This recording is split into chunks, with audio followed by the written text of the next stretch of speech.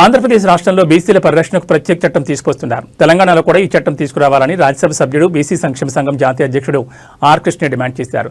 జాతీయ బీసీ సంక్షేమ సంఘం జాతీయ ఉపాధ్యక్షుడు గుజ్జి సత్యం అధ్యక్షతన బషీర్బాగ్ ప్రెస్ క్లబ్లో జరిగిన సమావేశంలో ఆర్ కృష్ణ పాల్గొన్నారు. ఈ చట్టం ఏర్పాటుకు సాహసోపేతమైన నిర్ణయం తీసుకున్న ముఖ్యమంత్రి చంద్రబాబుకు కృష్ణయ్య కృతజ్ఞతలు తెలిపారు. అలాగే కేంద్ర ప్రభుత్వం కూడా దేశవ్యాప్తంగా ఈ చట్టం అమలు చేసేందుకు ఆలోచన చేయాలని కోరారు. ఎస్సీ ఎస్టీలకు ఉన్న అట్రాసిటీల చట్టం మాదిరిగా బీసీలకు కూడా పరిరక్షణ చట్టం తీసుకురావాలని ముఖ్యమంత్రి రేవంత్ రెడ్డిని కోరారు. ఈ చట్టం అమలు ద్వారా బీసీలపై జరుగుతున్న దాడులు అరికట్టవచ్చని ఆయన అభిప్రాయపడ్డారు. తెలంగాణలో బీసీలు సమాజంలో అత్యధిక సంఖ్యలో ఉన్నప్పటికీ వారిపై జరుగుతున్న అన్యాయాలు, దాడులు పెరిగిపోతున్నాయని ఆందోళన వ్యక్తం చేశారు. బీసీల రక్షణ చట్టం వెంటనే బీసీల రక్షణ చట్టం ఏర్పాటు చేయాలి.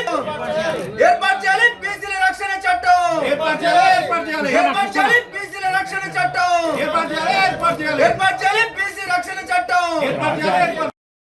ఎస్సీ ఎస్టీ రక్షణ చట్టం ఎట్లుందో బీసీలో కూడా అత్యాచార నిరోధక చట్టం అక్కడ ప్రిపేర్ అవుతుంది.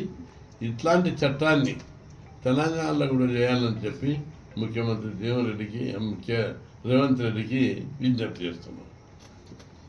ఎందుకంటే రక్షణ చట్టం చేయాలని మేము చాలా రోజులుగా డిమాండ్ చేస్తున్నాం. రక్షణ చట్టం చేయాలని ప్రజల్లో చాలా బలమైన డిమాండ్ ఉంది. ఇది ప్రజలకు ఉపయోగపడేది.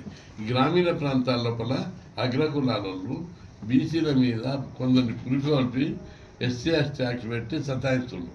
కనీసం బీసీ యాక్ట్ ఉంటే ఎస్సీ ఎస్టీ యాక్ట్ పెట్టడానికి వీలుండదు.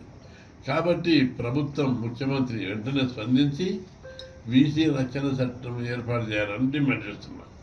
రెండవది, ముఖ్యమంత్రి చంద్రబాబు గారికి నేను కృతజ్ఞతలు చెప్తున్నాను.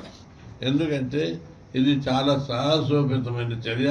ఈ చట్టాన్ని తెచ్చినందుకు నేను ఆయనను అభినందిస్తున్నా. ఇలాంటి చట్టాన్ని తెలంగాణలో కూడా పెట్టాలని చెప్పి డిమాండ్ చేస్తున్నాం. అదేవిధంగా ఇలాంటి చట్టాన్ని దేశవ్యాప్తంగా కూడా పెట్టడానికి కేంద్ర ప్రభుత్వం మీద ఒత్తిడి పెంచాలని చంద్రబాబు విజ్ఞప్తి చేస్తున్నాం. రెండవది, ఈ చట్టం రావడం ద్వారా బీసీ కులాలు ఉన్న చాలా కులాలు, కింది కులాలు